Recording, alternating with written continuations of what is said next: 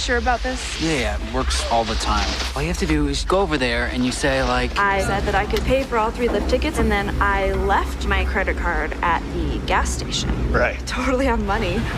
Just not enough for all 3.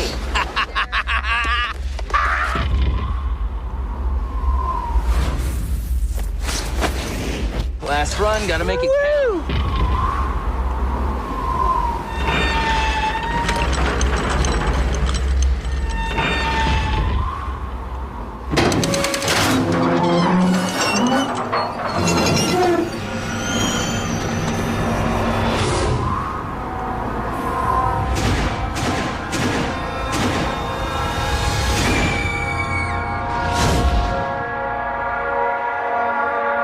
No one knows that we're up here.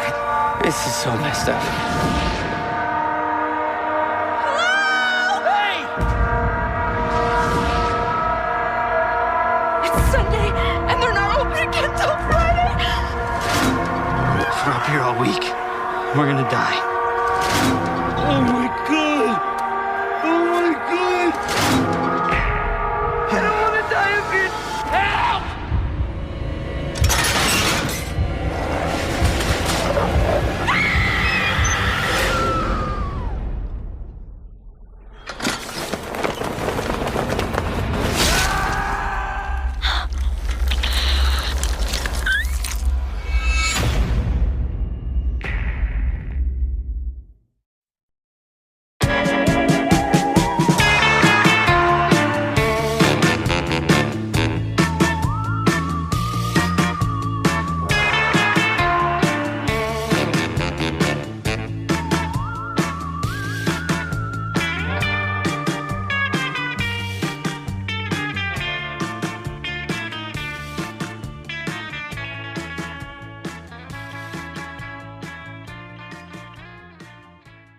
And welcome back, y'all. So on today's episode, you're hearing this in the month of February. So of course, we are in the month of being cold and, you know, all those fun things that come along with that. And as I stated earlier in the month, I do have a bit of a theme going on for my movies this month. And it all is kind of with a bit of a wintry theme. And so I thought, why not better to cover a movie today than to cover the one, the only Frozen from 2010. Now, I will say this is not the Frozen with, you know, Anna and Elsa and the little snowman or whatever. It's not what we're talking about today. But we're talking about the horror movie where, hijinks ensue at a ski resort. But you know what? I could not do this all by my lonesome. No. I couldn't do that. I needed to bring an expert with me, okay? But my guest today, I'm so happy to have gotten her. I'm such a fan. You may have heard her on her different podcasts, either the Losers Club, where her and a group of other King freaks, Stephen King freaks that is, go over the oeuvre of Stephen King, whether that be his books or his movie adaptations. The Girls and the Boys, the Ladies Killers pod, which if you have not been listening, what is wrong with you? Go listen to the Lady Killers pod right now, where my guest and a panel of lady killer experts go over all different sorts of killer femmes in different films, and also Murder Made Fiction, where her and Joe Lipsett from Horror Queers talk about all the true crime stuff. She also has bylines at Bloody Disgusting, Dread Central, and Rue Morgue magazine. But please welcome the one and only Miss Jenn Adams. Hello, Jenn. How are you doing today?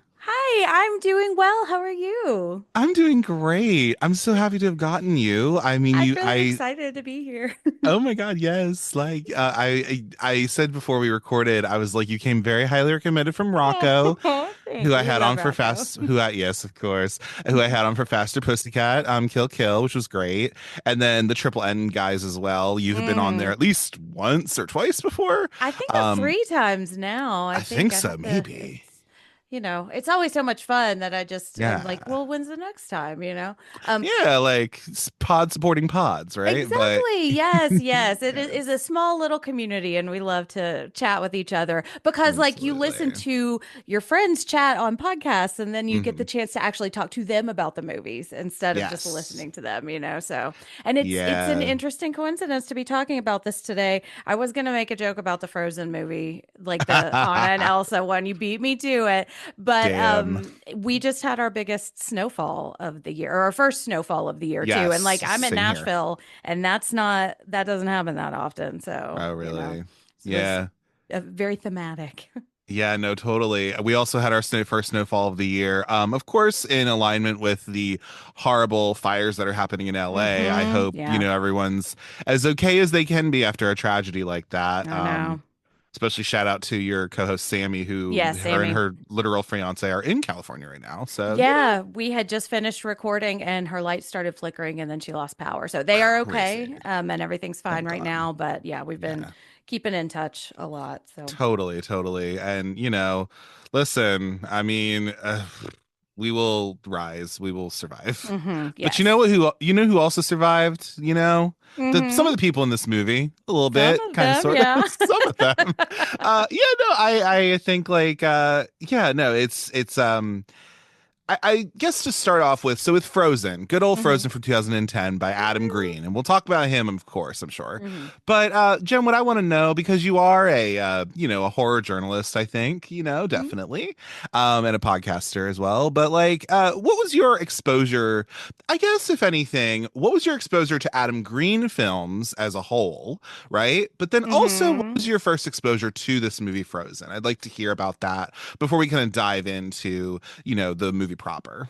Well, my first exposure, so 2010, like I didn't really start thinking critically about horror until about 2016, 2017. So I was just kind of just watching the stuff that appealed to me. I would like browse like the red box when I was on break. My favorite thing to do was like to save up all of this stuff when I was still teaching and just watch it all over summer break because I just didn't have time with small kids and just a busy schedule. And so I would end up catching up on a lot of stuff then. But I wasn't like going to see things in the theaters in 2010 because I was, just super busy and was about to be having young kids. So I don't actually remember the first time I watched this. I think I had heard about it, and of course thought that it was the Frozen movie, the one that the singing movie that I actually really like a lot too. But I think I had kind of heard it word of mouth and I'd see it pop up every once in a while. And I just kind of took a chance on it because I love snow disaster movies. And I just loved it. And I was like, why haven't I not heard about this? Why is nobody talking about this? This movie is great. I love it. Yeah, no, totally. I completely agree and understand with what you're saying. Because for me, like, I don't remember when the first time I watched this was. I think according to Letterboxd, it must have been about, at least when I logged it, I think it was about 2.5 years ago or so. Mm, Let me go on there right now and look at my activity. Yeah, it looks like I just watched it recently, but then I watched it in 2021, June of 2021. hmm But I think I'd even seen it maybe before that. I don't actually really know, but like hmm I definitely had seen this, but like and it just kind of stuck out of my mind where hmm I was like, "Oh yeah, that's crazy." And also a fairly unique story. I haven't really seen it done before, Yeah. which is kind of cool. And I know hmm my exposure to Adam Green was more so, I guess I would say like some of the Hatchet movies. hmm I had done a little thing where I think it was 2021, perhaps, because I was in the middle of, being a bit unemployed for a few months and I had time to watch stuff. And so I had watched all of the Hatchet movies, including Victor Crawley, as well. And then this one again was him as well. hmm And so, yeah, I think for me, like, I actually think this is my favorite of his. I Oh mean, the yeah. Hatchet movies are fine. Like they're cool for what they are, I guess. But I think this one actually really, it's just such a departure from what he normally does because he is a hmm horror hound.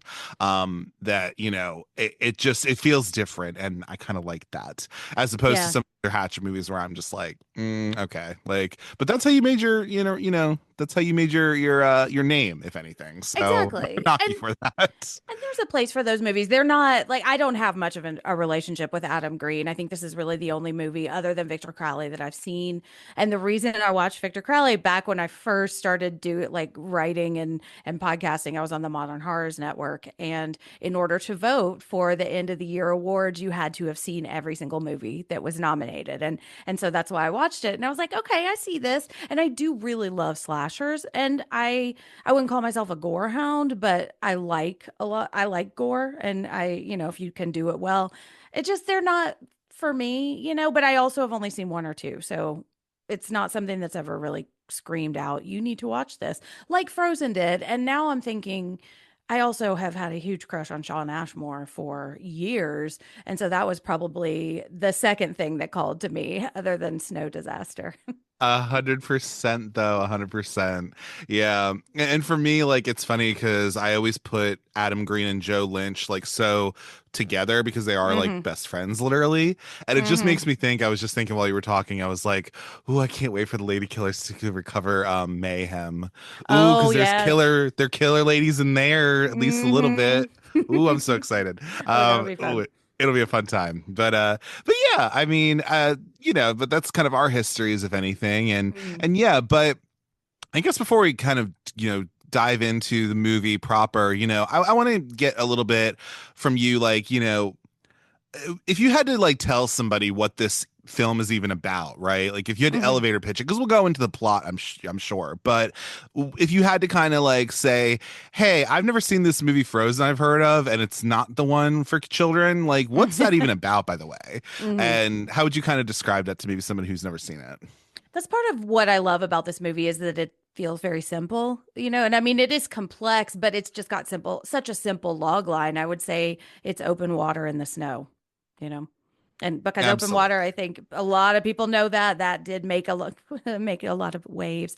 And people know what type of movie that is too. And I Yeah. think this is hitting that same concept very well.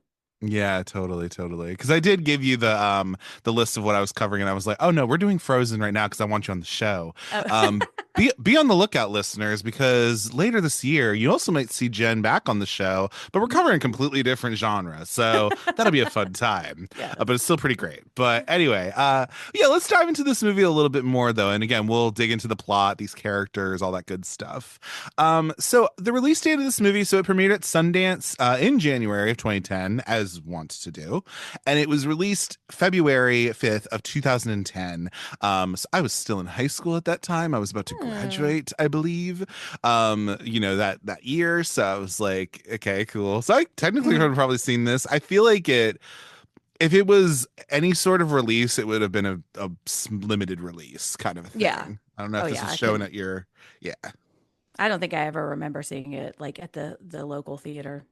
Not totally that I was not at all. watching too carefully then, but Right, right. It's not like you were being like, here's what's out. Right. exactly. Yeah, yeah. I was several years out of high school. I was, I think, Mhm. about to have my first child or There you go. and planning weddings and stuff. So it was, this was You had not other things going on. I had get other things going on. Yeah. it. Right, right. We have a runtime of 93 minutes. So it gets in and Perfect. gets out pretty Yep. well. Nice. This is from Anchor Bay Films, good old Anchor Bay, who I don't completely remember all the films that they've done, but this makes enough sense. But of course, this is through Airy Scope as well, which is Adam Green's, production company, of course. Also, I think one of the production companies they have is a bigger boat, which I just appreciate Mm, and enjoy. yeah. That's always fun. And Good I don't use know of what the sharks. budget of this is. I couldn't find it. So, oh well.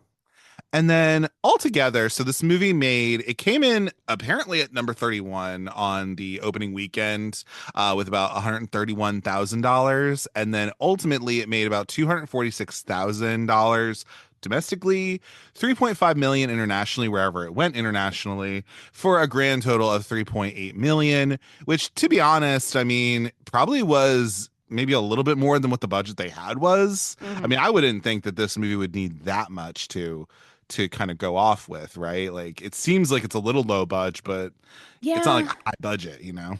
I think the thing that probably cost money is I'm sure they had to pay to play for the ski resort, and Yeah. shut that down. And because it is a single location film, but it's not Mhm. like in somebody's house, So that Yeah. probably is where the money came from.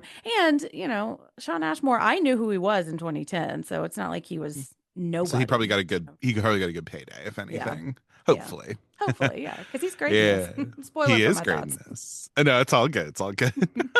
But we have a 63% from critics, like yourself, with about 97 reviews. So don't really know what the at the time people thought of, but I'm sure that some of these are also just like retrospective as well from Hmm. people in the future.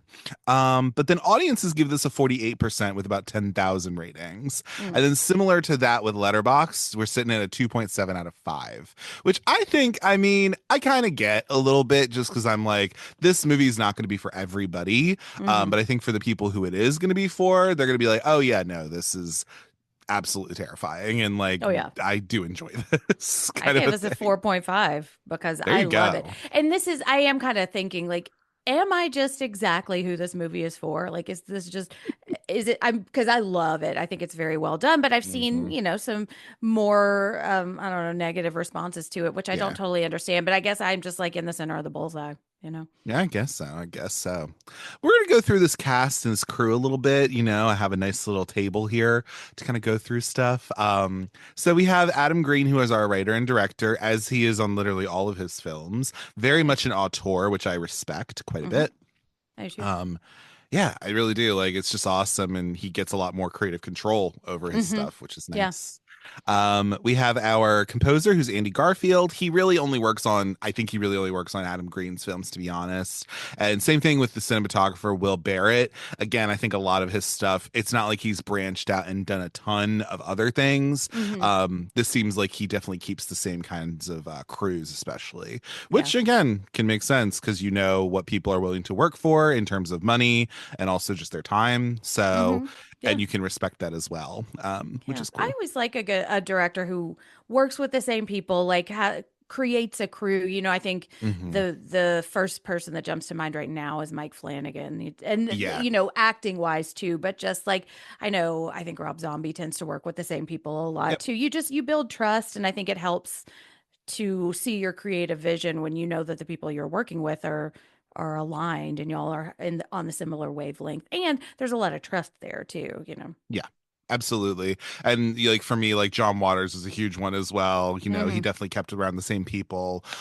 Gregor Rocky, even like he's very much like LA like filmmaker, but he I Hmm. think also keeps around like he obviously keeps some of the same cast a little bit, but he also Hmm. keeps around I think the crews as well. Yeah. Makes enough sense. And then yeah, and then our editor, I think he was kind of a not an old editor, but he was probably an older guy because he had worked on stuff previously, but that's Hmm. Ed Marks. He worked on a Seasoned. movie, yes, but he worked on a movie that I think has just went into obscurity, but Jen, I'm interested to know if you remember it. Do you remember the movie Trojan War by any chance? No, I don't. I don't know if I have a Okay. connection to this. Okay, so imagine it, picture it. It's Will Friedle from Boy Meets World. Okay. Oh, okay. I'm in. And Jennifer Love Hewitt, who they play best Yes. friends. I Yes. remember this now. Yes. Yes. Marley Shelton is the girl who he's in love with, and his Mm-hmm. whole thing is like him trying to get a condom, I guess. And it's just a weird movie that apparently only made $300 at the box office. 300? I'm Wow. not kidding. I'm not kidding. Like literally, I don't know what happened with that, but it Wow. I do didn't. remember that movie, which I mean, you've got recognizable stars and it's a sex Yes. comedy, like a teen sex comedy. How Right, like it's can a you sex lose? comedy by way of a little PG-13 because I don't think they went for it. Right. Yeah. Well, Kind of a maybe that's thing. the problem. If you're going to Sure, do sure, sex sure. comedy, give it Yeah, to yeah, yeah. me. Exactly, right. Like, and again, this was 97 that came out. And again, I think that Mm. was like right before the boom of sex comedies, which I just think is It's interesting. American Pie, yeah. And I haven't seen it. It could be awful. So. It kind of is awful, but I'm not gonna lie. It's just funny to see these people where I'm like, oh, that's the girl from like that's the dead girl from Jawbreaker who's in this movie. That's Hmm. fun. Oh, Oh is that yeah. Mhm. yo, is that Kathy Griffin? Like what? Why is she in here? And it's Like funny when you watch stuff when you're young too, like you latch on to things and you think right. that small movies are bigger movies. You're like, oh, Yes. everybody knows the bad guy from Ghostbusters too. Everybody thought he Right. was also in Kindergarten Cop, but no, you're a kid. No, not at all. Exactly. And then also he did Sorted Lives. Something tells Mm. me he might be, I don't know, he's might be straight, but I don't know. I just like to think everyone's gay. Uh-huh. Do you know Sorted Lives by any chance? Do Are not you know familiar? Sordid Lives, no. It was I think Del Close or Del Shore. No, it's Del Shore. Del Close is the other guy. Mm. Del Shore, he's like a gay guy. He's like a little bit of a playwright. He's written some stuff. And Sordid Lives is kind of his autobiography, if you will. Very, very gay movie. I think it has Leslie Jordan in it, like rest in peace, things like that. So yeah, but that's all I could really find in terms of like the crew. I don't think there's anybody else too notable on here that I want to talk about.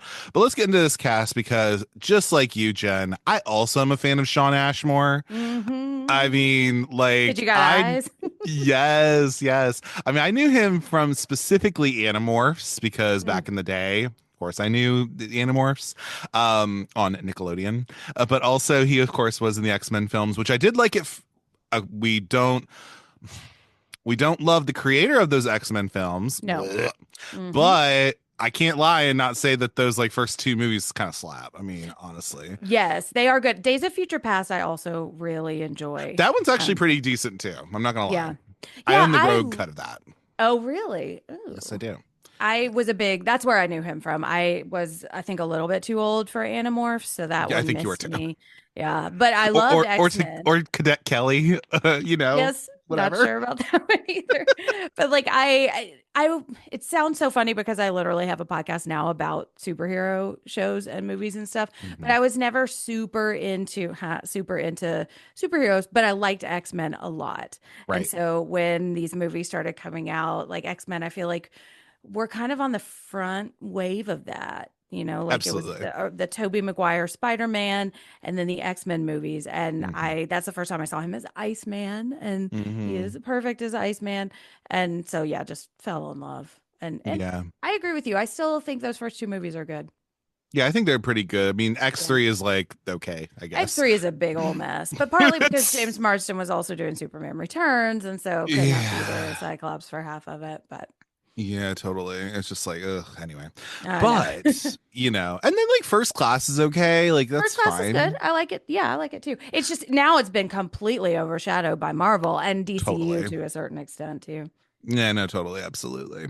Yeah. And I remember I didn't watch it, but like he's, of course, Canadian, as we all know. And which surprises me that I think he's like a little younger than you just by a little bit, I think. Like he's an 80s baby, like I think mid 80s baby. So like, but it does shock me that I don't think he was ever on like one of those like produced in Canada but released in the US like shows like Goosebumps or Are You Afraid of the Dark? I don't think he was ever on that.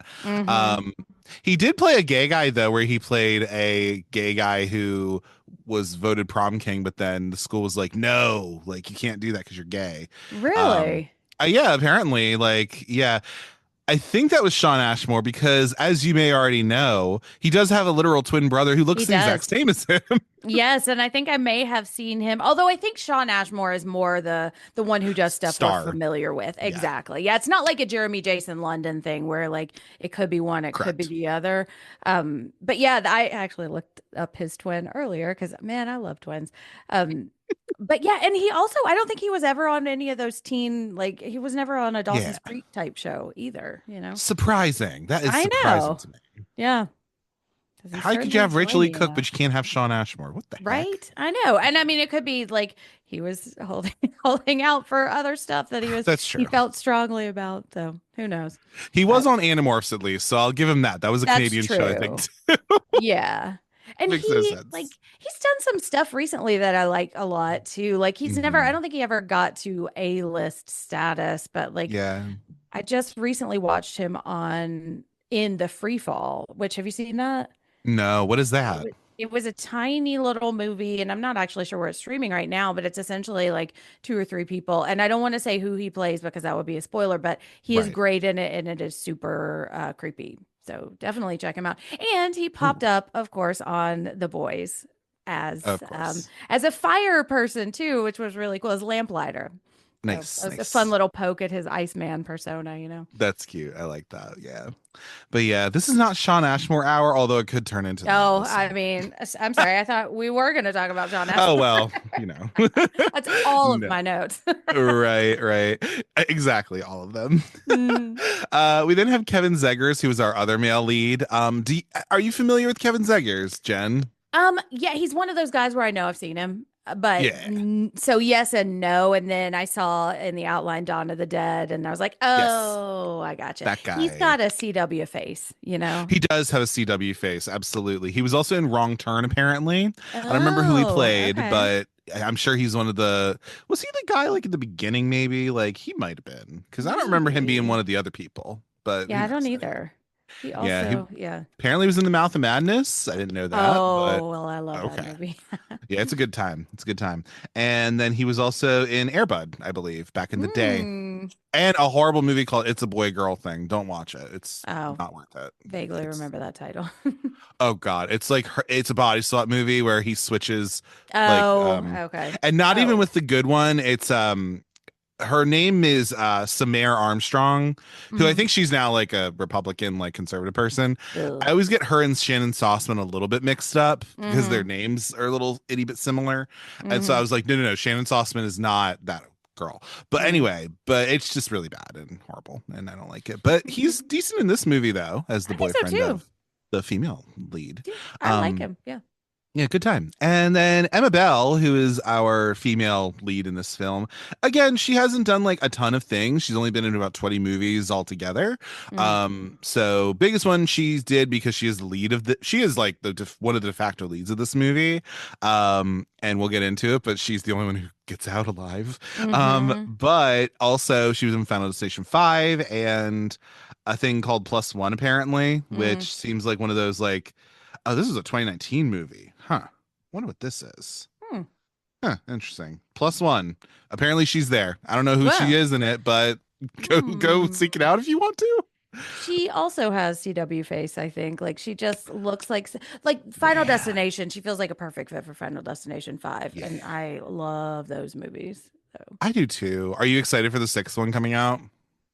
yes, I think so. I don't know. Warily I'm excited? warily excited, yes. But I mean, there are some of those movies that are, I don't want to say they're garbage because no Final Destination movie is bad, but like, I don't know. I just always hold on to the first two. They're my favorites. The first two are really good. I even make a case for the third one. I think I third love the one's third one fun. too. I had to leave the room during the roller coaster. I don't know if it's gonna feel weird without Tony Todd, you know. No, I totally understand. Or if he had gotten in before he passed, I Yeah, don't could know. be. Which and even then that's a whole nother thing. Like Yeah. of course I want to see him again, but Yeah, that'll be posthumous and all emotional. that. I Yeah. know, you just cry. Yeah, and then some of the other people. So we have Riley Vanderbilt. She plays the girl who Sean Ashmore is like kind of interested in.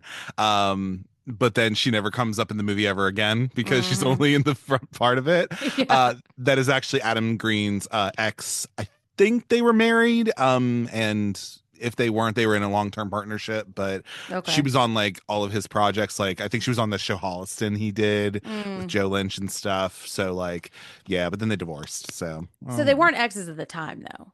They were no, at this together. time they were Okay. together. I think they got married in like 2013 or something or something like that. I could have done my Oh. own research and development, whatever, but I Yeah. think they have split up as of recent years. So, Okay. but she was pretty involved in a lot of his projects Oh. because girly friend, all that. Yeah.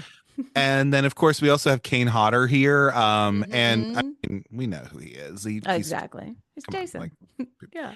he also Victor Crowley, I guess, like if Yes, yes, in of this thing course. as well. So Hmm. that's all fine and well. Is there Yeah. anybody else in the cast that you wanted to like shout out or anything before we kind of move into our plots or anything? I mean the wolves, but no, I've never seen any of their other work, so No, no. of But it's a real course. small plot, or a small cast. I mean, which is part of Yes. why I like it.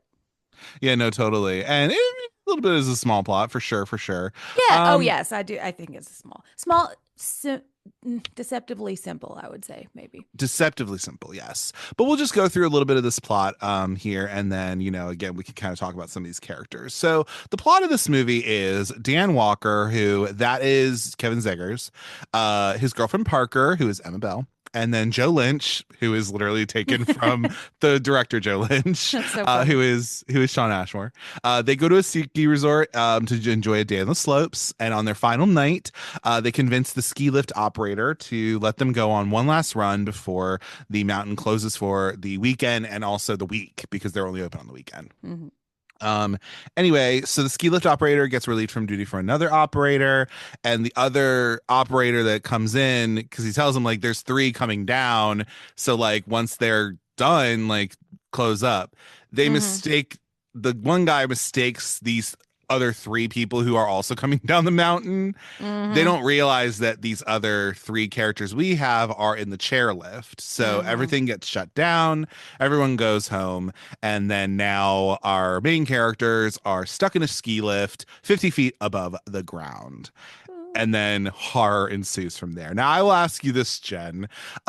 You are in Nashville, Tennessee, also known Mhm. as the place where Hollywood celebrities seem to buy property Yep. after Mhm. they do this. Like, literally, it's like you have Melissa Joan Hart, Alicia Witt, and Jason Priestley, who are all living there right now, in Mhm. addition to other people who Oh also live in yeah, Nashville, Nicole apparently. Kidman is there. Yeah, my Yes. friend knows Alicia Witt and was like, we should go see Long Legs together. I was like, Let's okay. just do it. Let's But do it. yeah, And they she, yeah.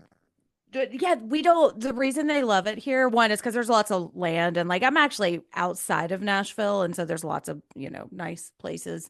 True, true, true. Um, but also we don't fuck with celebrities. Like it's an unspoken Nashville rule. You do not talk to them. You do not treat them like they're any different, and they like it here. Sure. Yeah. And then in that case, they'll also just be like, hi, normal person who doesn't treat me Exactly. different. Like, Right. whatever. I had a picture. Somebody was sitting behind Nicole Kidman at this library reading kind of thing, but we don't talk to her. I mean, we talk to her like if your kid is playing with her kid or something, but Yeah, exactly. She's on Nick. exactly. Is Nashville a place where, heartbreak feels good in a place like that? I don't know. Well, we definitely have a million country songs about heartbreak. So, sometimes I guess it feels musical down here, maybe. Yeah, maybe perhaps, yeah.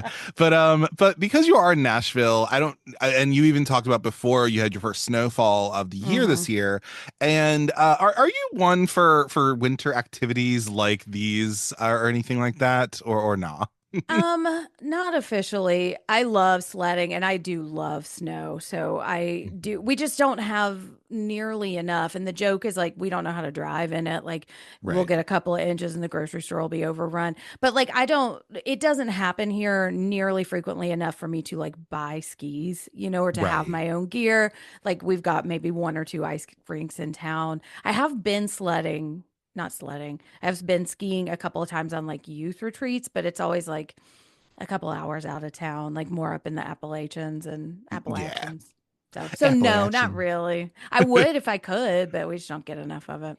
Yeah, no, I don't think I'm much for the snow like that. Mm-mm. I don't mind living in a state that has it, but I am not literally going out in it hmm if I don't have to, and I'm not Enjoy it going to. aesthetically.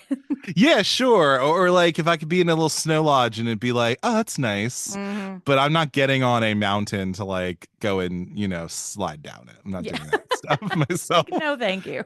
No thanks. I'm good. But they are trapped on the ski lift, as I stated already, and they await rescue, but they realize that this is when they also realize that nobody's going to be there for like a week. hmm So that's awful. A snow groomer, who is Kane Hodder, in his big truck, he arrives below them, but he fails to notice them, even though they're like literally taking things and just trying to throw it at like this hmm big ice, like whatever you want to call it. It's not Zamboni, but it's like An ice bony, I think, is what the ice bony, technical whatever you term. want to call it. Right. Yeah. So again, realizing that nobody knows who they are or where they're at or any of these things, Dan decides he's going to try and jump off the chair and all that. And Mm.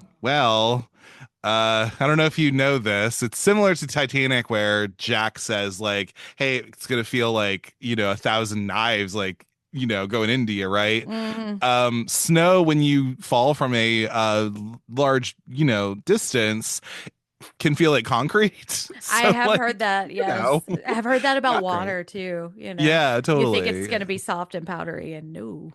No, it's not. Yeah. So of course this fractures both of his legs, which Whew. completely makes him unable to move.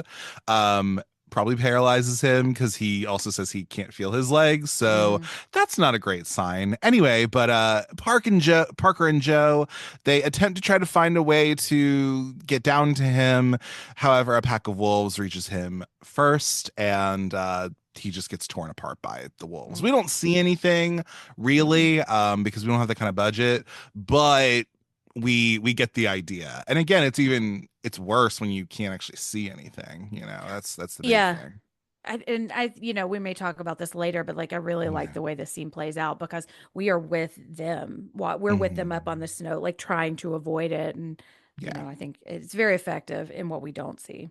Agreed. So they're grieving over their friend's death. So now, because there's only two of them left, Parker and Joe, they're starting to blame one another because the whole thing is that we'll save that for a bit when we talk about our characters. But they're blaming each other for this whole thing before they decide to start comforting one another. They're just indifferent to one another at first, but again, like they just begin to actually connect with one another since they're kind of the only two left. They're the only two left, but like the person who kind of brought them together is now gone. So there's that. The next morning, Joe makes an attempt to try to see if he can clasp onto the chairlift cable, which again will like horribly screw your like hands up, and it's gross and disgusting. Who knew? I think about that a lot. Every time I'm on a lift now, I'm like, oh, those wires are like razors. Oh no, like right, seriously. So the vibrations cause the securing bolt of the chair to loosen, and the razor sharp cable is severely injuring his hands, but he does make it over to a support tower where he is able to get to the ground, leaving Parker up in the air. He's confronted by the gathered wolves. He is fighting them off though, which is nice. And this whole scene is like very, very tense. We'll talk about it, I'm sure. But promising Parker that he'll return with help, he travels down the mountain on a snowboard that Parker left and kind of threw down, with the wolves pursuing after him. So now she is the I guess de facto final girl in this situation. She is now alone, and she is enduring another night on the chair, just going to show that women have a lot of resilience. Yes, we do. Anything while awaiting help, which again, she already knows that. Oh God, we'll talk about that dog monologue too. That's a whole thing too. Very sad. Oh, I know. But Parker endures another night in the chair by herself. Also, she's beginning to have bad frostbite on her face, and if I'm not mistaken, she has bad frostbite on her hand, which leaves her hand exposed and bloody. It's very gross. Yeah, disgusting. But Joe does not return the next day, so she tries to reach the support pole herself, which is probably not going to happen because she is looking rough, unfortunately. But what happens is that securing bolt, it disconnects, and the lift ends up falling a few meters above the ground. And so in this situation, she decides to jump from the chair. And because it is a lower distance to the ground now, she does not break both of her legs. She definitely fucks herself up a little bit, I'm sure, but she's not paralyzed now. So she can technically still get down the mountain. Yeah, and there's one shot, I think, where they show Dan's finger sticking out of the snow, too. So I think quite a bit of snow has fallen also. So the ground is closer. And, like, one of the things about this movie is, like, it's a hindsight movie, too. It's like, oh, if they could have just done this, if they could have just done that. And I think, it's one of those moments where, like, the chair falling actually saves her life because that's what allows her to get closer to the ground. Yeah, totally. And so she begins to do the sliding and crawling down the mountain because belly whopper. Like literally, like, oh my God, because she's not. We find out we've already known that she's not much of a snow sports person or anything. Yes, she's a bunny hills. Right, exactly. So halfway down, she then sees that the wolves are actually eating Joe's body. So he did not make it out alive. Yeah. And they ignore Parker because they're just like, well, we already have dinner. We don't need you right now. And she seems so pathetic too. Like she's not trying to fight him or scare him either. Be like, you know what? Screw it. Yeah, we'll let her go. She's fine. Yeah, she eventually reaches a road. She tries to attempt to flag down a passing car, but they just like don't want to help a woman in need, I guess. Craziness. When it fails to notice her, another one comes by and ends up stopping and taking her in, and telling her everything will be okay. And the movie just ends in a somber way. She's alive, but I don't want to say she's barely alive, but if it was any worse, she would have been barely alive, I honestly. know. I do wonder You what, know. like when she gets to the hospital, because I bet she's probably going to Mhm. lose, like, I don't know, if she'll lose part of her nose, but like her hand's going to be all fucked up. Like it would not Oh, surprise me if she completely. loses her hand. I wouldn't Um, be either. Yeah, and she's it's going to have disfiguring scars and, her leg's probably totally. broken. So, Yeah. yeah. I But she think will survive. Like she's going to be okay. And I think she can she will. finish school. Thank God, yes. I Yeah. think apparently in Hatchet 3 or something, there's a little Easter egg for people who've seen this movie where Oh, apparently Parker is like a patient at this hospital that they go in the story, I guess, or whatever. So interesting. I guess maybe watch Hatchet 3 and see if she's there and be Yeah. like, oh, I wonder what happened to Parker. Well, listeners, report back if you have Exactly, seen. listeners, Let please. us know. Right, right. But that is our story. That is our movie proper or anything. But when I want to talk to you, Jen, though, before we kind of actually let's get into the characters and then we can kind of talk about themes and any motifs we have. Okay. So yeah, like I guess we only have our three main characters really. So, Mhm. I guess what do you feel about this character of Dan, Kevin Zegger's character? So Hmm. he is the boyfriend of Parker, he's the best friend Hmm. of Joe. But yeah, what do you think of him? I like him. I don't think there's really anybody in this movie that I dislike. And I think I Hmm. definitely like Joe more than Dan, but I like Dan. He seems to genuinely love Parker, and he seems like he's trying to jump to save them. Like he feels very protective. And I think. There's a lot of conversation about him like leaving his friends behind and like, is he one of those guys that gets a girlfriend and then disappears? And I think he probably is, but I also think we don't Right. necessarily know enough about it because I could also see Joe being frustrated and making that be sound like more of a bigger deal than it is. Hmm. And I think, there's a Yoko Ono kind of quality to this movie too. Like, are you inviting your girlfriend on a guy's day? And yes, he Hmm. kind of is, but also they've been together for like what they say almost a year or two. So it's not Yeah. like she's not a part of his life. And I could see him maybe wanting his best friend and his girlfriend to get along and be friends with each other too. We kind of get the feeling there's a little bit of animosity between the two of them. So it could be that he is kind of trying to bring them together Hmm. because he loves both of them. I Right. think his death is horrifying It's and awful. really tragic. And I don't think he deserves it. Like he doesn't do anything wrong, really. This is Mhm. just one of these really unlucky movies. And I really feel for him a lot. I like him a lot. Yeah. No, I agree. I can understand why I can understand why somebody may not like him, I guess, but I Yeah. also think he's not the worst dude. Yeah, I Um, don't think he is unlikable, no. Like he's against Sean Ashmore. Against Sean Ashmore, right? But no, but I do think like he does love his girlfriend, of course, and Mhm. but I don't think he's a bad dude or anything. Yeah. If anything, like he does, it's funny. It's not funny, but like he does say, like, yeah, I've had to jump out of one of these before, like, Yeah. too. And then he's just like, if we're being truthful, I haven't done this I haven't before. done it before and it's a really bad idea. Yeah, there's a little bit of bravado there that like because his Yeah. girlfriend is there and he doesn't want to look like a loser in front of them. Hmm. And like a year is a long time, but it's not that long either. Right. So I could still see him kind of being in this I'm trying to protect her kind of Hmm. mode. Yeah, totally. And I do agree. I don't think nobody deserves their death in this movie, but Yeah. especially his, where they're both off screen in a way, but Hmm. like it just makes it that much more horrifying, I feel like. Yeah. And on repeat watches too, you notice like he's talking about the shark approaching, Hmm. and like you see the fin. I think that would almost be worse than actually being eaten. And so you think about that as the wolves are coming, because we have that moment where Right. the one wolf like kind of challenges them and then runs away. So now he is stuck, and he knows there are wolves around, and it's only a Right. matter of time. And I think it's really smart how they have Joe drop the bandana or something, and we see Hmm. how difficult it is for him to just bend over and get Right. it, because I think that answers the question. Well, surely he could just slide down the hill, right?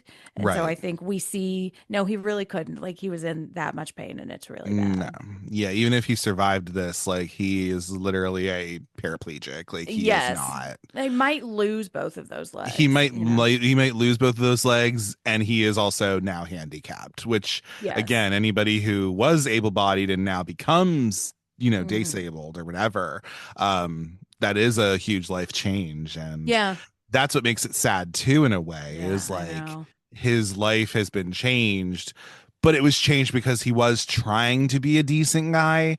Yeah. Um, Maybe a so little foolhardy, like sure. I think maybe if I were them and I were going back and like explaining, like, no, no, don't do this, don't do, I said it was a hindsight movie. I do think they could have thought a little longer about Hmm. jumping and like what angle do you want to hit the ground, because you hear you hit and you roll. Yeah, So I don't know, but it's it it's is. it's just really sad. And It I is very think sad. I don't know. I was thinking about this today because when I'm talking about true crime and murder and fiction, like we talk about Hmm. kind of perceiving the negative thing or the awful things that happen in the world. And now that's Yeah. kind of like holding space. Do you think that you would want your partner to watch or not? God. Well, I don't have a partner at all right now, but if I Okay. did, but if I So let's say did, you're dating Sean Ashmore. yeah, like, exactly. Like, if I'm dating Sean Ashmore, but even if I had like a boo, right? Or Uh-huh. whatever, um, you had a boo, or even like if you wanted to say, like, if you wanted your family, right, to Hmm. see this, right? I Yeah. feel like uh, that's a good question. I don't think I would. Yeah. I don't want my loved one to see me necessarily die. I want to show that, like, I I love them, and I want Hmm. to give them my final words, I guess. But I'm just like, no, I don't want you to see this though, because if you end up surviving this, damn it, like, Hmm. I don't need you to be that much more scarred because you had to watch me die, kind of a thing. Yeah, I was thinking about that too. And it's also like such a private thing, like because you completely lose control of your body and like an animal is literally ripping it open. I don't know if I would want anyone seeing what the inside of my body looks like. Right. It's so, Yeah. and that's why I think it's not smart, but it's nice that the snow falls almost immediately because we don't have this Hmm. corpse laying underneath the chair for the entire time, and they're not Right. continually having to look away from it. And when they fall, they're not looking at it. He's Yeah. under the snow. He essentially kind of disappears. This is just now going to be a very awkward thing for whoever shows up at the ski resort to now have to Uh-huh. deal with. Exactly. Yes, as that snow melts.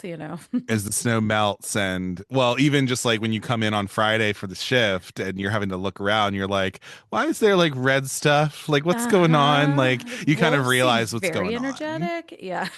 Yes, yes. And it's interesting too, because when you said that, like, it's interesting because there could also be the thing of like, would you want it's interesting because, like, I think because it's such a tragic way to go, right? Hmm. But if it was more of like a you knew, like Yeah. if you knew you had like a disease, and if you knew you were going to die and you were Hmm. dying in a hospital or in hospice, it's fine for most people to die around their loved ones, all Hmm. that. But in a tragic situation like this, you don't want that. So I Right. thought that was interesting as well, that you kind of mentioned that, where it's like, would you want somebody who you love to see you die like this if they were I also a know. part of it?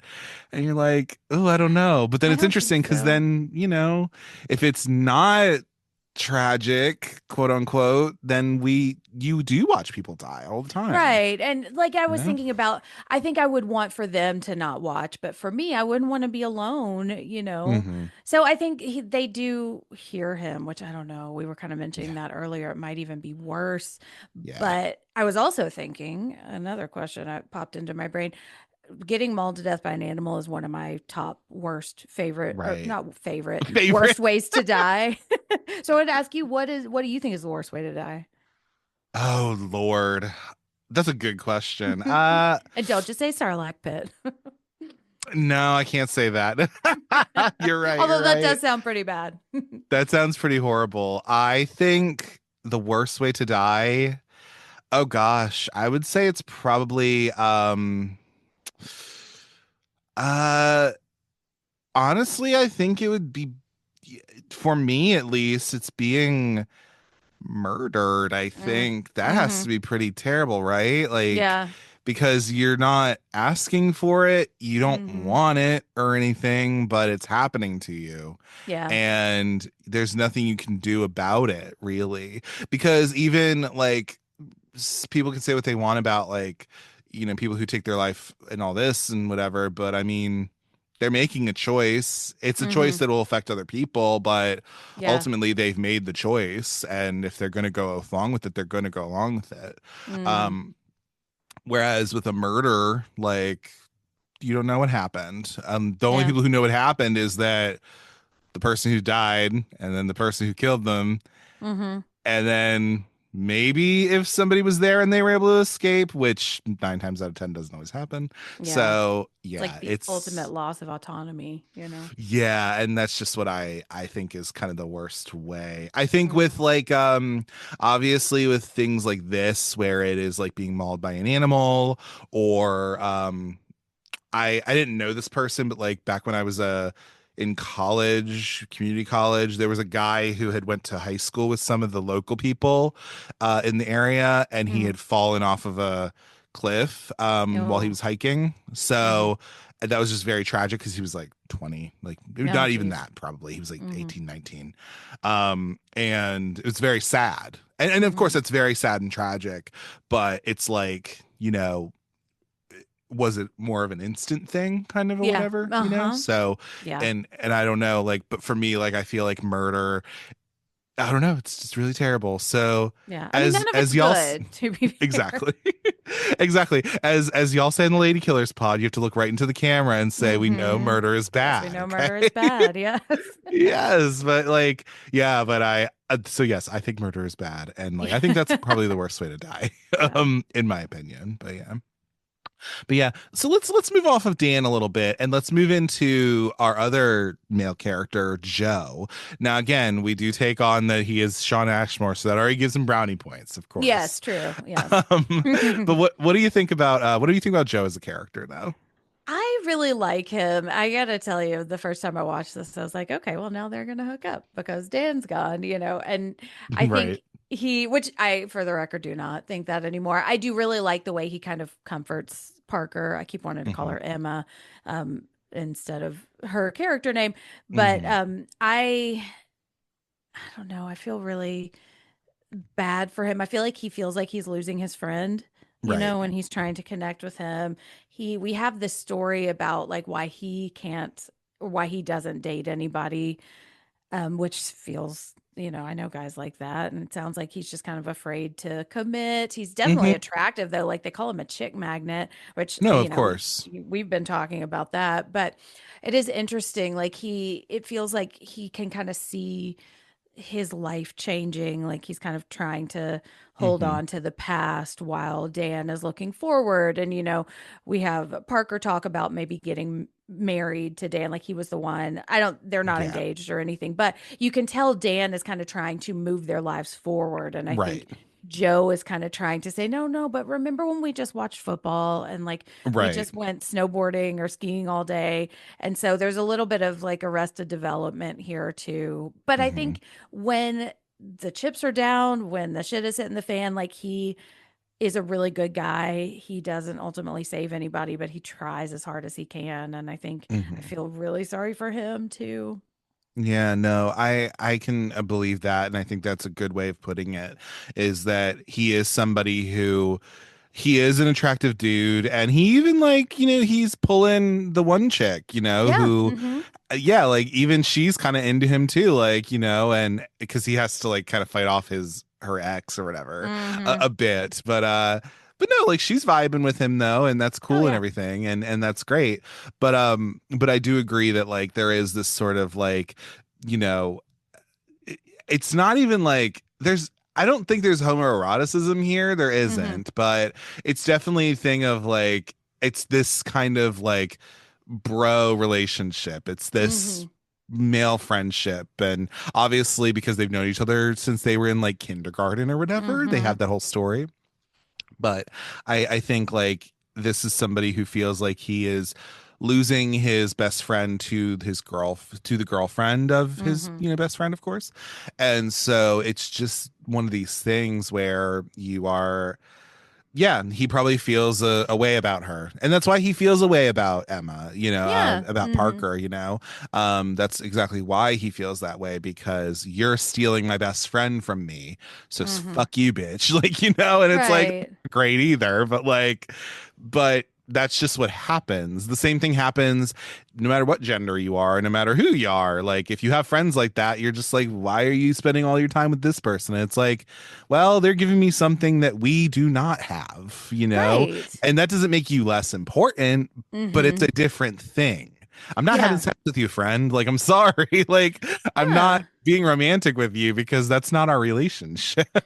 Yeah, I recently listened to a podcast about adult friendships, and she was kind of talking about how you have your bathtub person, Mhm. the amount of space that can fit in a circle. And so there's the bathtub, then there's the jacuzzi, and then there's the swimming pool. And so each level can fit more Right. people.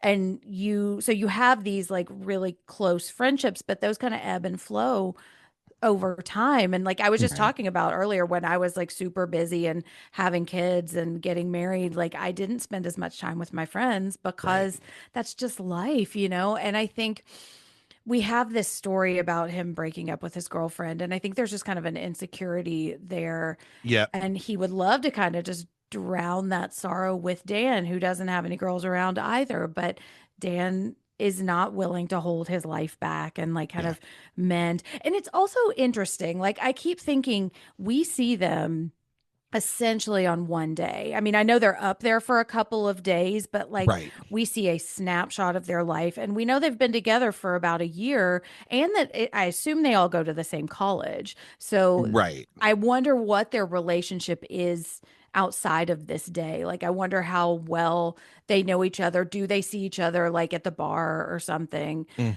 Hmm. so is this really their thing? Like, this is the first time anybody has ever come with them on this Mount Holliston thing, because I do Right. think that would kind of change the dynamic.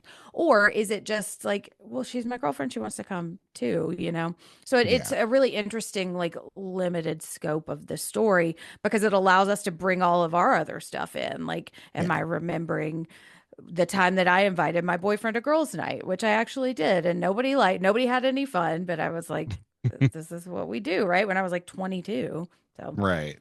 Right. And you didn't know the girl code apparently or whatever. You're like, exactly. oops. Well, and that's how I learned the girl code. I was like, well, this Yeah. was not fun for anybody. I'm not going to do this again. But Right. Right. thankfully, we all survived that girls' night. So, Yeah, totally. And that's a fair point. And I think like you were saying with their what's the relationship, you know, when we're not here. And I think it is very much probably like, you know, I really just think like Joe doesn't like I don't think he likes Parker that much. Like yeah. it seems like Hmm. he doesn't care for her a ton. Yeah. So it's not like he wants to be like some bitchy queen to her, but like Hmm. also it's like, oh girl, dude, it's your girlfriend, like come on. Yeah. Because I don't think that they even have in my opinion, I don't think Joe has even tried to get to know Parker like that, to be honest. Yeah, I get that probably not. feeling. Yeah. Yeah, and I think that's another thing with friendship is like you can have discussions about who you let into your friend group, but you can't Mhm. tell your friend, "Hey, don't date that girl. I don't like her." You know? So Right. there's a loss of control there also of like this person that I don't really dig that much, she kind of Hmm. bugs me and she's definitely fucking up my snow day, but I can't say anything about it because if I do, I'm going to ruin my friendship, you know? Right. And I mean, you can say that stuff, but again, you run the risk of fracturing Mm. that other friendship. And you Because have there's, to like yeah, make sure like do I just not like this person or is this person a right. bad person, you know? Because if it's Exactly. just she just kind of bugs you, she's not somebody you want to date, like there's no that's Then that doesn't mean you have to completely hate her because she's taking your friend away. She might just be a nice exactly. person. Right. But She's just not your particular cup of tea, you know? right, right. You just might not, you just need to get to know her more. But if she's a shitty person, you could say, hey, bro, she's a shitty person. But I don't even Right. think he's given her that much. I don't think so either. My Yeah. opinion. Yeah, totally. And to then get on to our final character, I guess we have, for some reason, my notes say Amy. Her name's not Amy. This is what I get. But her name is Parker. But we have Yes. Emma Bell. I think What do her you think middle of? name is Amy, I think. Oh, really? Parker, Oh, yeah, Parker maybe. Amy O'Neill. No, I'm just Something like that. Exactly. Exactly. But yeah, what do you think about Parker, though? What do you think about her? I think if this movie does have, I don't want to say a flaw, but I do wish we knew a little bit more about who she is and Hmm. what she's coming from. Now, we don't Yeah. get to know any of the characters very well, but because Dan Right. and Joe have had this lifelong relationship, they have Right. old stories, and we don't get to know anything about her other than that she's a student and She has a dog. she has a dog, yes, and she is a mom and a dad that she Right. sounds like on good terms with, and that's about it. Oh, and she smokes. Mhm. So that was as Yeah. a Right. former and secret smoker who smokes in times of stress. I did like that detail, even though it does end up fucking her Right. hand up. Um, but yeah, I like her. I wish we knew a little bit more about her because she Hmm. feels a little bit more like symbolic as a character that's coming in between the two friends. And Hmm. then suddenly she's not technically a final girl because it's not a slasher, but she essentially Right. is our final girl. She's our sole survivor. Yeah. Um, but yeah, I like her. I think she doesn't she's not an awful girlfriend. She's not the bitch No, that shows up and ruins the party, and she easily could be. Like she she just could. seems like she's a good person, and that she and Joe don't get along probably because they're competing for Dan's attention, not because of Exactly. anything bad about either of them. And I really like her a lot. She does probably what I would do in this situation. Totally. And I think also like I don't think she's a bad one either. I think she knows how to like use because she's being told by the boys to use her feminine wiles Hmm. to try to get like a discount on getting on the Yeah. ski lift, which she goes along with technically, but Hmm. even she's just like, you guys are fucking idiots, you know that, right? Right, exactly. Like you can see her regretting she came along. Like in that moment, she's like, Right. why did I do this? You know? She's like, I'll go along with it. And I think not that I'm a woman, you are a woman though, but I feel like any woman can understand Hmm. that kind of thing of like, oh yeah, I'm the chick here. Okay, I get it. Like, Exactly. Yeah, it's a really interesting triangle because like we had like Joe on the ramp or on the lift, he's like third wheel, third wheel. And so there's Mhm. this really interesting triangle between like the two guys who've known each other forever and then this like love relationship, Yeah, and they're both on the outside, and then the one person who is connected to both of them just literally drops out of the story. And so it's totally. really interesting to see them connect with each other. Agreed. Agreed. And I also think like it is very heartbreaking. She has her little dog monologue because she's like, I Uh-huh. have a dog, and like she's not gonna know like what's going on, and like Yeah. she's gonna die because I died, and it's a whole thing, and it's just very sad. And even as a pet owner myself, I'm just like, Hmm. oh, that is very true. Like, even though I Yeah. do have to yell at my cat sometimes, where I'm just like, you're not gonna starve, Uh-huh. you're not like, I have but fed it's you. I have fed you. Like, Yes, leave me alone for like a absolutely. minute. Like, come on. But it Yeah. is these things. But even what's nice about Joe is that he at least was like, hey, look, like your dog's not gonna die. If he's that hungry enough, he'll keep barking, and then somebody will notice you're not there. Yeah. So if anything, might get put into like, the pound or whatever, but like they're not gonna Yeah. die necessarily because you weren't there.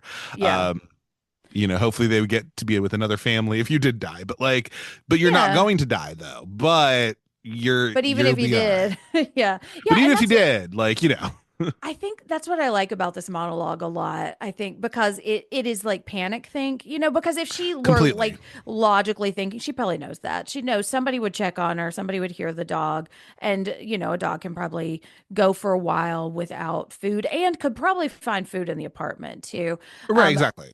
But I like that she is, as a college student who is terrified and slowly freezing to death, she doesn't have this profound monologue about, like, there was Hmm. one time, the thing I've always wanted to say, and now I'm finally saying it. Like, her Right. brain is locking onto this one piece of her life and one thing Right. that she desperately wants to get back for that is going to fall apart, maybe because she's just panicking. She can't think about anything else. And I find it Hmm. really, I know this script gets knocked sometimes, but I find it like really real. This is probably the shit I would be talking about. Who's feeding my cats? Is somebody going to pick my kids Right. up from school? And the answer to that is yes. Somebody will figure out a way to make sure those things don't completely fall apart in the short Hmm. term, and then they'll figure it out down the road. But you're not thinking that at the moment.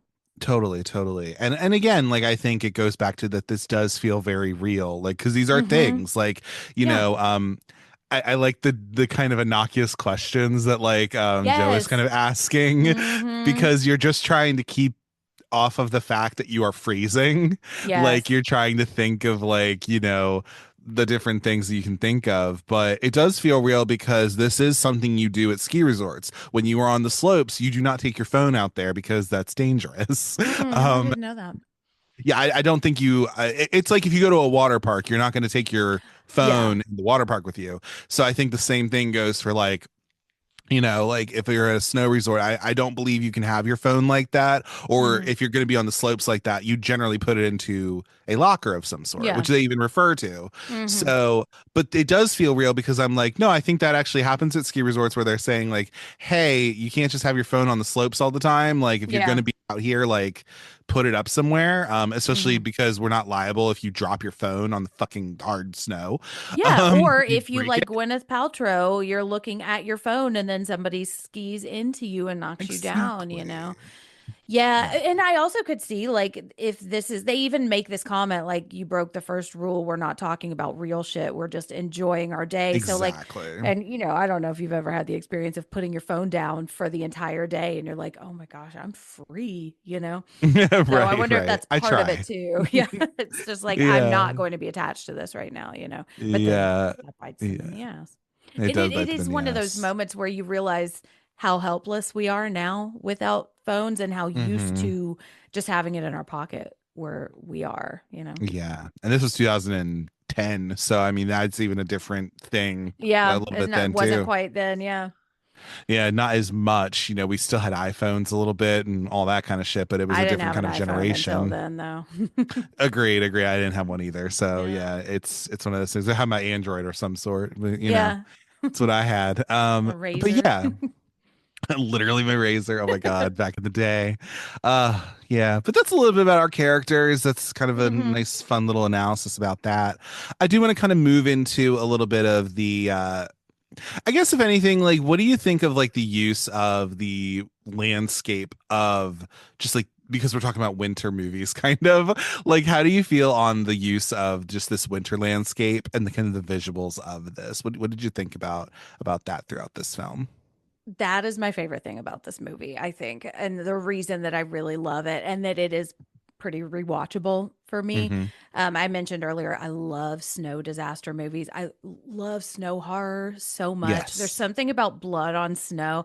Like I'm thinking about 30 Days of Night that is Hmm. just that scene where you see the overhand, but just like all of this devastation on snow because snow is just so like erasing and like innocent looking and it Hmm. falls down and it lands everywhere and it just is this blanket of serenity. It changes the quality of the air and it like kind of muffles sound, so there's this really peacefulness that Hmm. comes with snow. And I say this as a southerner who does not get very much snow, so I like freak out anytime we do.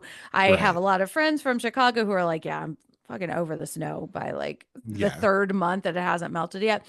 But I think there's such an interesting juxtaposition between snow and horror and like these awful things and like this the heat of blood and the heat of your body and fear like kind of coming into this really peaceful but deadly force. And that's the other thing about snow is you were talking about how like it hits like concrete. Snow will kill you. Like snow is really dangerous. You can't stay out in it for too long because you will freeze to death. And when I think of my favorite snow disaster movies, a lot of it is because you just can't be out in the snow for very long or you will literally die. And so it's this beautiful, like ticking clock where it makes every single thing worse and more dangerous, but it is so gorgeous to look at. Yeah, I can definitely agree. And the fact that they even just got, I love the fact that this is also done at a ski resort in, I Hmm. believe, Utah, I believe. Yeah. Hmm. But also this is done like practically.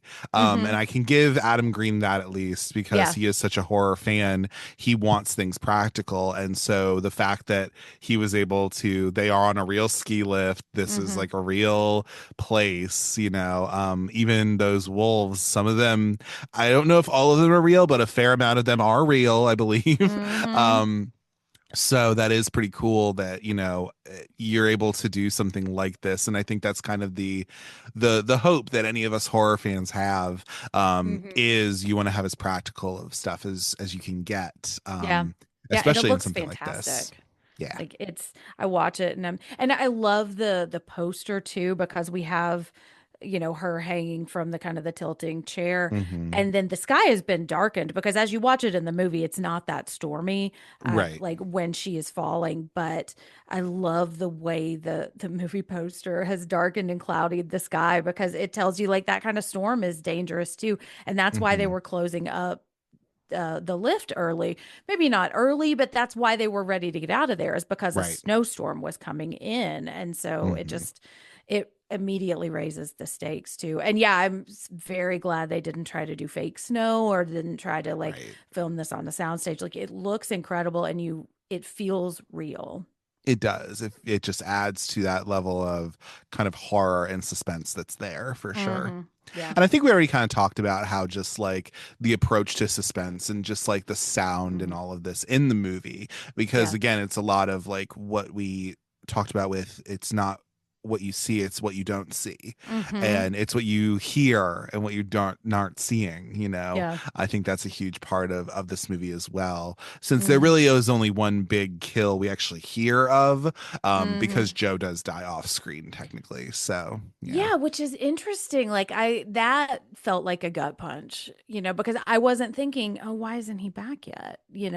Hmm. Which on second watch I am, but like when she comes around the corner and sees like what his body is now, it's so upsetting because we don't really see that with Dan either. It's like the wolves Right. attack and then the snow falls and we don't really see the carnage of it.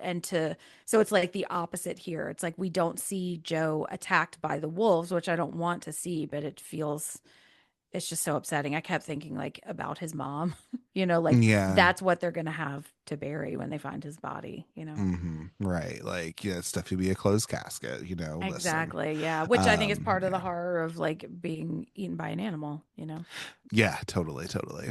And some of the themes I have here that I kind of got were like the survival instincts, Hmm. isolation, and trust and betrayal.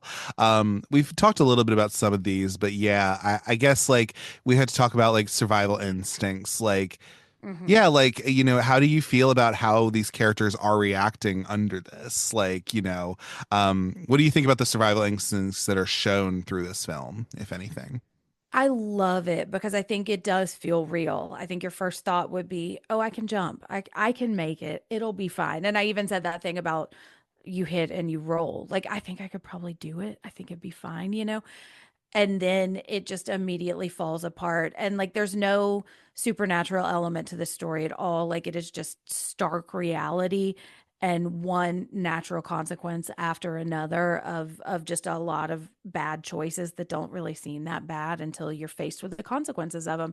And I think like I like when he is climbing on the rope and then he immediately turns back. He's like, I can't do this. Like, I'm not going to be able to do it. And it takes another day of him being stuck out there and like really facing death for him to actually be able to try that again. And then he's got these cuts on his hand, so he knows what it's going to be like.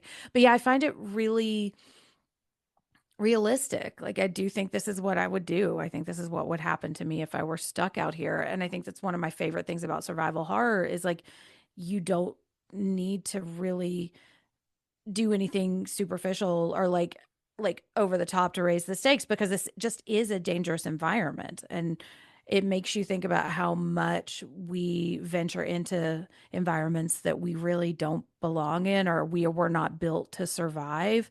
And we get lucky every time because we have enough gear and we have enough people around us that will survive for a brief amount of time. I'm also thinking about open water too. Like we've got scuba gear, but we can't live in the ocean, you know? And so I think I love seeing real survival instincts come out. And I love that nobody here is really a hero, you know? Hmm. They just do the best they can and it works out for one of them and the other two get it does not work out for them at all, but in a way that I find really realistic. I agree. Yeah. I think like we already kind of like mentioned it throughout the episode, but I think that's what this movie really shows is like it feels realistic and it feels like these are these survival tactics that we would need, you know? Mm-hmm. It's just the idea of like I don't know. There was a whole show of like, I survived. And it's Uh-huh. like the body will do so much to try to keep itself from not dying. Right. Mm-hmm. And so I just think that it does feel realistic. And what's unfortunate is that I think even after this movie, there has been at least a report or a few reports of people being left. I Oh think no. like Oh gosh. it's something that can happen, you It know, is, and yeah. And it's just such a small thing. like, And I yeah, love the way it unfolds that they get left because yes, there's the miscounting thing, but yeah. also there's the brother's bachelor party and there's this Mhm. guy's got to go to the bathroom. It's just such human error. Yeah. Nobody, I mean, yes, they shouldn't have snuck onto the lift. That would have solved the problem and that guy shouldn't have left them on. I was like, yeah, you are definitely going to lose your job now and probably get Right. sued. But like, Right. nobody is trying to do anything wrong. Nobody is Mhm. doing anything that's not stupid. And I've done a billion stupid things like this and just Totally. gotten lucky. And it's interesting because yes, the body can sustain so much and there's this survival instinct we all have, but I think it's this Mhm. really interesting juxtaposition of how long can I survive? And one small thing could completely doom me. Like he just lands wrong when Yeah. he jumps, and that's enough to end his life, even if it doesn't end his life right then. So it's like life hanging in the balance, and it could go either way. And I think movies like this, part of the reason I love them so much is because it Mhm. shows that we are in that balance way more than we think we are, and we just Yeah. kind of blissfully go through our day and assume that we're going to get lucky, and most of the time we do. Yeah, exactly. Exactly. And I think even just like the idea of just isolation and this trust and betrayal that happens, like Uh-huh. with trust and betrayal, as we stated already, we already have two characters who are not kind of fucking with each other, right? Mm-hmm. And so like the fact that their relationship now has to change a little bit. Mm-hmm. And I think that's really interesting because yes, in a time of crisis, like I don't care if you don't like my girlfriend, like we're stuck in Mm. a fucking chairlift, dude. Like, Yeah. you know, we're gonna have to you're tough titties, like we're gonna have to deal with it. You know what I mean? Yeah. Like it's just yeah, Yeah. Their I think it's relationship interesting. throughout the film I find really interesting. And I think the performances are really great. Yeah. Specifically, I think Sean Ashmore is really great. One, I have a crush, yes. But also I think he's very good in this movie. Yeah. And it's interesting how because they don't like each other, but they both kind of make a decision of yes, but Mhm. we're both hurting in the same way. And Yeah. so that is more important. And it's like yes, I want to be mad at him, but I'm also up here too, and I don't want him to be mad at me. So Yeah. they each kind of have nobody is to blame for anything that happens, but they have kind of legitimate points about, well, you could have Yeah. stopped him, or you could have stopped him, or he was doing this to impress you. Well, we're here Right. because of you. And so nobody, while none of it is really true, it's also not wrong. And so there's Yeah. not a clear quote villain in this. There's not one person that caused it. And so Hmm. they're able to come together and I think really see well, if it's not my fault, then it's probably not his fault either, you know? Yeah. And also, I think the isolation piece, another thing I really love about these stories is it shows like they're there for a couple of days. You know, if they were Hmm. up there for the 90 minutes that the runtime of the movie is, like, Right. yeah, they'd probably just be bitches to each other the whole time. But like, it shows as time passes and you really realize the stakes of your situation, and you're fucking trapped. You can't go Mhm. anywhere. How that kind of changes your relationship. And you're like, well, I have to depend on somebody. And he's the only person here. And I found myself thinking, if they did get out of, if both of them did survive, would they either fall in love and get married and have babies and name Mhm. them Dan, or would they Right. never want to see each other again? Would they like hate True. each other? And I could see probably the second one is more likely, but then my little romantic heart wants them wants them to get married No, and have a baby named Dan. totally. But I don't know. What do you think? If they had survived, do you think they would ever want to talk to each other again? Oh, that's a great question, Jen. I think, oh gosh, I think it would maybe take a minute. I think Mm-hmm. they would need to recover and they would need to, you know, deal with the trauma. But I think at Mm-hmm. some point they would maybe at least want to kind of reconvene with one Mm-hmm. another. Yeah. I think they ultimately, if this had shook out a different way, I think they would have at least actually become friends, Yeah. which would have been Yeah. cool. These are And the that's only two nice. people in the world that understand, you know? Yeah. Yeah. Yeah. And I don't know if they would have maybe gotten together like that Mhm. because to be honest, I was rooting for the little girl like on the mountain or whatever. I was Oh rooting yeah, for her a little Miss bit. 803. Yes, Miss 803. Like I was rooting for her a little bit. But Uh-huh. um but I think if anything, like I like that if this had shook out a different way, they would have actually been friends. Yeah. And I think if anything, they would have been able to come together and kind of hopefully not trauma bond in a bad Yeah. way, like, Hmm. toxic wise, but like I think if anything, they would have been able to understand each other. Yeah. And maybe he could have gotten a dog named Dan or something. I don't know. Yeah. Like who knows? But Steve's brother is going to be Dan. exactly. But yeah, I think that would have been something too. And but who knows? Like maybe they could Yeah. have fallen in love, but I think it would have been it just would have been nice to because I know that they would have still been friends or they would have Yeah. been friends. They would have actually become friends, which was I think cool. so too. Yeah. It Yeah. is a way of maybe trying to keep Dan alive too, you know? Yeah, Like if absolutely. we remember him, I don't think they'd ever go skiing together again though. I don't think they would either. I think they are off this forever. I think so too. Honestly, I would be too. if They're that like was the moving case. to like Florida or something. Like I don't want to And see snow again. completely. And I think to be honest, I think that that would be a different kind of thing for Parker's character Yeah. is, you know, in a different thing, like, what would happen to her, what physiologically has happened to her. Hmm. And but to be honest, I mean, even her actual fate would be that yeah, she has to see what's physiologically wrong with her and to get Hmm. that recovered, and then she's also probably going to have to go into quite a bit of therapy to kind of Yes. go past and to be able to work through the trauma she's experienced. Hmm. And something tells me that she's going to be a West Coast girly from I now think so. on, or Yep. she's going to be yeah, she's going to be a sun and beach kind of girly now. Hmm. And she's just gonna be like, I'm not going fucking anywhere near snow. Yep. Like no way, no how. At least for the first few years afterward. Maybe after a Hmm. while, she could be like, oh, it's a cute little snowfall, but like, no, she's like No. moving somewhere that does not have snow, none of that shit. Hmm. I imagine it'd be Um, very triggering and like it dogs would be. probably too and Gee, true, wolves. true, true. Yeah. Yeah. I agree. Yep.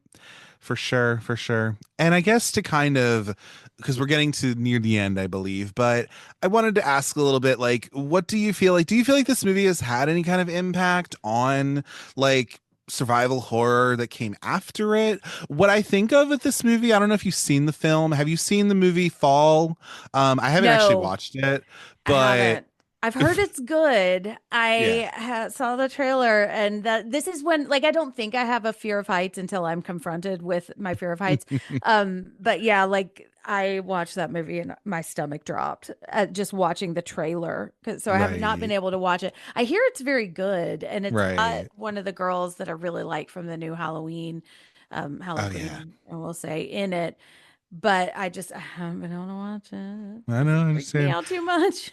Yeah, but what do you think? Like, do you think this movie has had kind of an effect on survival horror? Like, what other movies kind of came after it? Do you think that might have been a little, You know, influenced or whatever? Yeah. sadly, no. It doesn't. It Yeah, feels like it's been kind of forgotten, you know. agreed. Um, I think it's one of those like forgotten gems. And a lot of times movies, I think, of this kind of budget or this scale and scope Hmm. kind of fall out of our minds because they're not that memorable or they're not that good. And this one I think is really good. And I Yeah, don't know why it doesn't seem to have caught on the way something like Open Water does, because I feel like agreed. Open Water gets talked about in the same conversation as Jaws and Deep Blue Sea, which are two like of the best shark movies ever. And Hmm. this one, I don't feel like it made that much of an impact, even though it's really good. It is. And survival horror is a pretty small subgenre, like Yeah. or like pure survival horror, where it really is nature versus Hmm. man or the humanity, you know? Right. But yeah, I don't know. And I'm trying to think of something that came Yeah. after this. I'm pretty sure Open Water was before this, It right? was. It was. It was. Yeah. Yeah. And so like I would say this feels like Open Water kind of inspired this, and this is an Yeah. impact Totally. because of Open Water. But and I can't think of anything other than Fall that feels like it's related to Hmm. this. But even Fall feels like it's been too long It's been way to too long. Right. You're be right. like a reaction to this, you know? Or even like 47 meters down, like, Yeah, which people have their problems with that movie, but I'm also like, I kind of liked it I do personally. too. Look, I'm I'm a like, sucker for shark movies, so it has to be really yeah. bad for me not to like it, and I really like that one. Oh yeah, it was a fun time. And like, Yeah. yeah, and it does have that sort of survival horror thing because they're stuck in the cage for a while and Uh-huh. then they end up having to like swim above and it's a whole thing. So Yeah. Yeah, yeah, and no, it's I yeah. I like that kind of thing because there's the ticking clock. It's like, yes, we are Hmm. safe right here, but we will freeze to death. And if we are inactive, then we are going to die. And it's one of those Right. questions, because another question I could ask you is like, would you Sure. rather freeze to death on the chair, or would you rather take your chances trying to get down, knowing that the odds of you getting down are maybe you get eaten by wolves, you know? And I don't Mm. know. Part of the reason I love these movies is because it makes me ask myself these questions. Like, what would I do? Would I Gosh. take the momentary safety that leads to larger danger, or would I take the risk that might get me out of it, you know? Oh girl, that's a good question. Oh, And I don't something know what I tell would do. something you know what? I'm right there with you kind of. Something tells me I would take the risk at some Mm. point or another. At some point, I think, yeah. But I feel like because I don't want to just die like in a snow chairlift, I guess. But You don't like, want to be Jack at the end of The Shining. no, I don't. I don't want to Yeah. be, right, exactly. Like, I don't want that. But I don't know. That's a good question, But at but the I, same I don't have an time, that answer either. cold, it lures you into that sense of calm. Like It does. it's interesting when Dan, he's like, I can't feel my legs anymore. And like she's not freaking out about her hand because they're so numb, you know? So it's like Mm-hmm. numbing all of this pain and it's luring you into this false sense of security. So it's just really Yeah, interesting. And it feels agreed. like we should have had more movies like this. I agree. I agree. And then also just like it's interesting because you have that I don't think there's as much survival horror, which I just Hmm. think needs to change. I think it's I think it's so such a too. timeless thing. I want more of it. Hmm. And it'd be really cool to see. And then also with Adam Green, like he just hasn't been producing films like that as much Hmm. as well. And I kind of want him to again. It would be nice if he did. Yeah.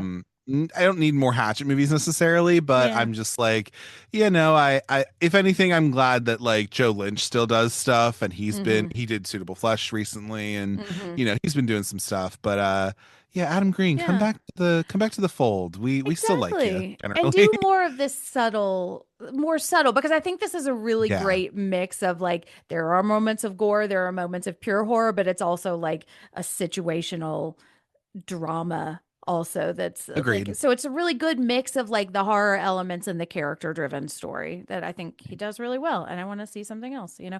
Maybe the puppy does come back to the resort one day and is, I don't Right. know, she wants to ski, she's revisiting her trauma, and then she Oh gets my stuck again. gosh. I don't know. I'm Oh kidding. I do not Lord. want a legacy Let's sequel not to do that. Frozen. Please don't, right? Maybe But oh Anna my. shows up. No, literally, right? Oh my gosh. No. Yeah. Oh my God. But I think that's a wrap on Frozen though, I think. Mm, This has been just super fun to talk about. And again, I think yeah. this is a nice little gem of a movie. Mm-hmm. I love that it's on streaming generally. So Mm-hmm. if you got a library card, you can watch it on Hoopla, which is Oh where I yeah. watched it. Love it. Yes. But if you Hey, want to the watch library is ads, great. yeah, please, because we are currently right now in an administration that might want to Mm-hmm. roll back libraries. So please get a library card. Please use your Yes. library card, and please use all the cool things. And what's I love about Hoopla and Canopy, I'm not on their payroll, but Hey, but sponsor I the show, love. guys. You know? Yeah, please sponsor the show. But like, I love the fact that like literally it's free entertainment, literally free entertainment with no ads. Like, where can you Exactly. find that? Like, Yeah. it's not a thing. Like, Mm-hmm. anyway, And but like, Libby is please, fantastic too. I'm a huge it's fan of great too. audiobooks on Libby for free. That's the thing. Free. For free. Free, Like guys. you literally, I'm just saying, we will shout it from Hmm. the Yes. rooftops. Please get a library card. Please keep Hmm. libraries around. They also help people who are displaced and also experiencing Yes. homelessness. Um, Hmm. they like help them out too. They are community centers of your communities. So God damn it, please do this. Yes. Anyway, off of And my books are cool. Sorry. soapbox. Books are cool, damn it. Yes, knowledge is power. Yes. Literacy is cool. Anyway, but yeah. But as all that being said, Jen, thank you so much for coming on the show. I'm Oh, so thank happy I you. was able to have you on. Oh, this was so much It's fun. been I think it was too. And I just yeah, no, it's like meeting your like cool aunt a little bit. Oh. You're like my cool cousin because I do have cousins your age. Oh, So okay. like yeah, so you would just be like my cool older cousin who likes horror movies and stuff and Oh, writes for thank horror you. things. So I don't know, it's all good. But yeah, you have plenty of things to plug. So please Yes. plug away if you want people to know where to find you on the social medias, please. Well, you can find me at Jim Ferratu, and everything I'm about to say, I will post it there. So if you follow me on Jim Ferratu, at Jim Ferratu, on Instagram and Blue Sky mostly, but anywhere there's social media, I will be on Jim Ferratu there. I on Murder Made Fiction, I've said that I love snow disasters, and we are about to talk about a big snow disaster. We're going to talk about the Alive rugby players soon, which is another story that I just geek out over. I find it so endlessly fascinating. So check us out there. The we were just talking about how cool books are, and I talk about a lot of books, mostly Stephen King books, on the Losers Club podcast. And we have mentioned the Lady Killers podcast a lot too, which is where we talk about female killers in the world of horror. So follow me there. And yeah, I write about a lot of this stuff on various places, but just follow me and I'll post it all. Exactly. Absolutely. And of course, if you want to follow the show on social media, you can do so at Cult Cinema Circle on Instagram, Blue Sky, and on Letterboxd. Jesse Kremp on Letterboxd if you want to follow me there. And you can see all the fun, weird movies I watch every month. And then also, please give 5 stars, 1 2 sentence review on your podcatcher of choice. Do the same thing for Jen's shows as well, because you should be listening to them, of course. It just helps people get to see the show. And, indie podcasts are cool, man. You Mm-hmm. know, and Jen gets to get the cool, like, you have a big network behind you, which is nice. That's always good. But indie pods are cool too, for sure. Mm-hmm. Yeah. And y'all put the work in. So Oh yeah. absolutely. It's the work of the Yeah. indie pod. It's the work of the indie pods and, even the fact that like, yeah, it's all good. But with next week though, we're going a little bit off, so it's the end of February next week. But I am kind of going off of we're still doing a winter themed movie. Mm-hmm. Um, but we're going to be tones are going to be switched a little bit. Oh. And I'm going to be doing for next week, I'm going to be doing the year 2000's movie.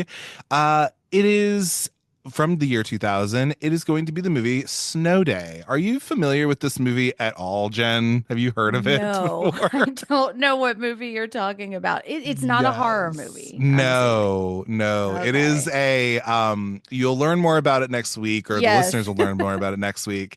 It is a movie that was written by the same guys who did The Adventures of Pete and Pete, which you might be familiar Mm, with. yes. Um it's the same guys who wrote that and created it, but it came out 4 or 5 years after that show had ended. And you can tell that it was probably supposed to be a Pete and Pete episode. A Pete and Pete episode, and it just got stretched out. Those are fun though, you know. It's ringing bells. I think I might be thinking of the air up there, like Aspen Extreme, I think is what I'm thinking. Oh, okay, yeah. The other hottie snow movie. Yeah, something like that. This is a Nickelodeon movie, but like also it's like about, I don't know, Catherine Isabel plays a small role. Oh, Skylar well, we love her. Yeah, she plays a small little role. She's not really in the movie. She doesn't have a line, I don't think. But we have Skylar Fisk. We love her. Carrie's daughter. You know, listen. We love her. We love Mark Webber from Green Room. He's in there. Ooh. I know, right? Yeah, he plays the main boy. Oh, okay. Who else is there? Yeah. Chris Elliott's in it. Like, it's like a good little time. It's a Nickelodeon movie. It's probably weird and silly. It also, for some reason, got a musical remake in like 2021 with Jerry Trainer in it. I don't know why. Who knows? It is fun. Why do we do the things we do, you know? I don't know, man. I really don't. But with all that being said, that's what you get to look forward to next week. And then, of course, you know, follow Jen on all the things, follow me on all the things. But with all that being said, thank you so much for listening to the Cult Cinema Circle podcast. And I will see you on the next one. And take care. Bye.